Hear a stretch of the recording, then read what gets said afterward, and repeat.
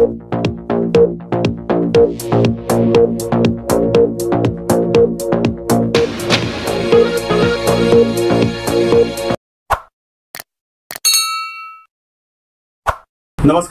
मी Chintamani Sahasrabuddhe. Hello प्रभातच्या एक नजर विधानसभेवर ह्या विशेष वृत्त मालिकेत बोलतोय. आज आपण बोलणार आहे खासदार विशाल दादा पाटील आणि माजी खासदार संजय काका पाटील यांच्यातील वादाबद्दल. गेले काही दिवस या दोन्ही नेत्यांमधील वाद उफाळून आलेला आहे. एक म्हणजे तासगाव तालुक्यामध्ये 2-3 मेळावे झाले आणि त्या मेळाव्यानंतर खरं म्हणजे या वादांना सुरुवात झाली. कवठेमहांकाळ मध्ये एक घटना मध्यंतरीच्या काळात घडली आणि त्यातूनही हा वाद जोरात पेटला. परवा तासगाव मध्ये जी एक कार्यक्रम होता, तासगाव नगरपालिकेच्या सभागृहाचं उद्घाटन असा एक कार्यक्रम होता आणि त्या कार्यक्रमातच विशालदादा पाटील आणि संजय काका पाटील यांच्यामध्ये वादावादी झाली. ती वादावादी श्रेयवादावरून झाली असं एक त्याला रंग दिला जातो. प्रत्यक्षात नुकत्याच झालेल्या लोकसभा निवडणुकीत जे राजकारण झालं त्यातनंही खरं म्हणजे वाद उफाळून येतोय, सतत येतोय तो. खरं म्हणलं तर राजकारणामध्ये आपण पहा की काहीही होऊ शकतं. राजकारणामध्ये कधीच कोण कायमचे मित्र आणि शत्रू नसतात हे या घटनांवरनं आपल्या लक्षात येतं.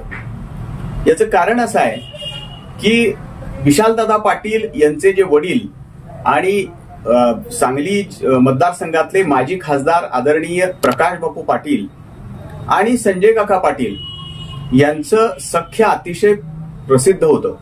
म्हणजे संजय काका पाटील यांचा जेव्हा तासगाव विधानसभा मतदारसंघात माजी उपमुख्यमंत्री आदरणीय R.R. आबा पाटील यांच्याबरोबर जेव्हा त्यांचा संघर्ष सुरू होता तेव्हा संजय काका पाटील यांना प्रकाश बापू पाटील यांनी खरोखरच पाठराखण त्यांची केलेली होती.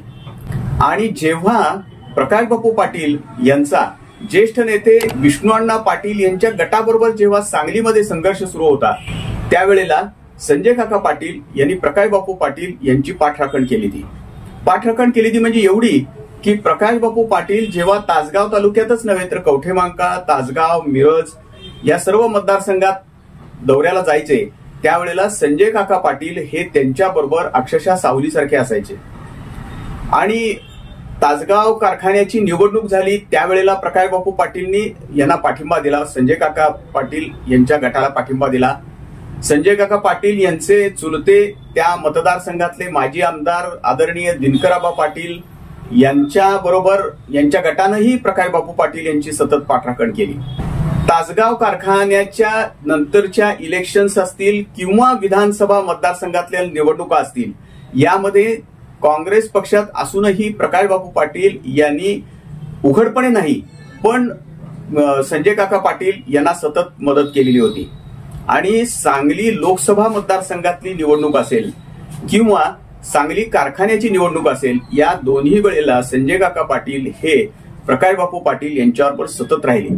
हे साधारणपणे 2010 पर्यंत सुरू होतं, परंतु 2010 नंतर मात्र राजकारण बदललं.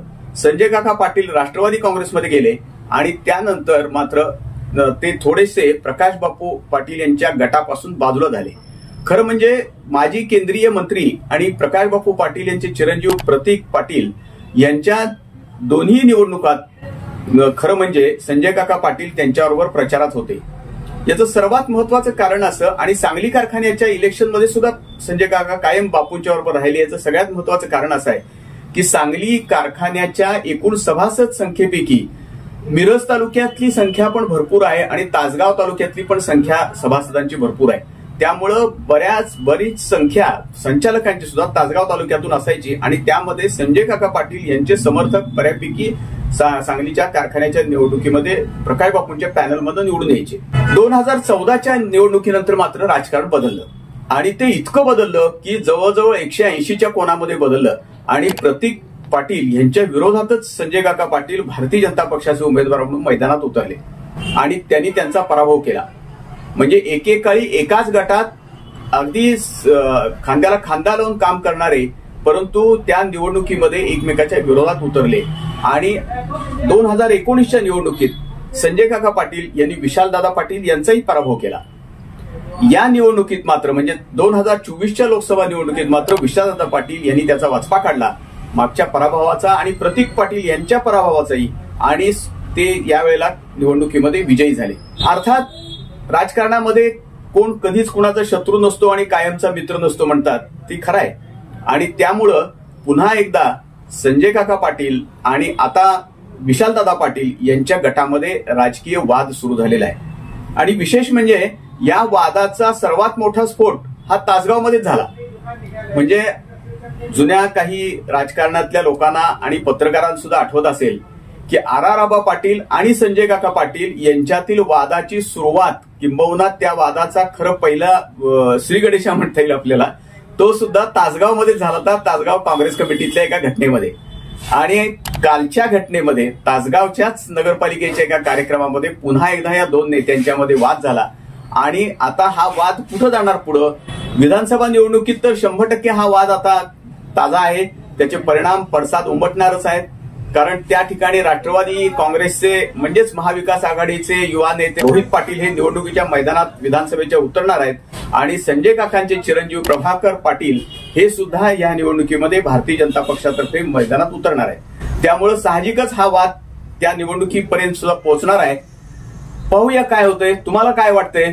कमेंट करा आणि आम्हाला कळवा. हॅलो प्रभातची एक नजर विधानसभेवर ही मालिका जे पाहतायत त्या दर्शकांसाठी एक खुश खबर आहे. शेजारीच आपण पाहता त्याच्या शेजारीच प्लेलिस्ट एक येते आणि त्याच्यामध्ये या मालिकेतले सर्व एपिसोड आपण पाहू शकता. आणि हॅलो प्रभातचं YouTube चॅनल आपण सबस्क्राईब करा. धन्यवाद.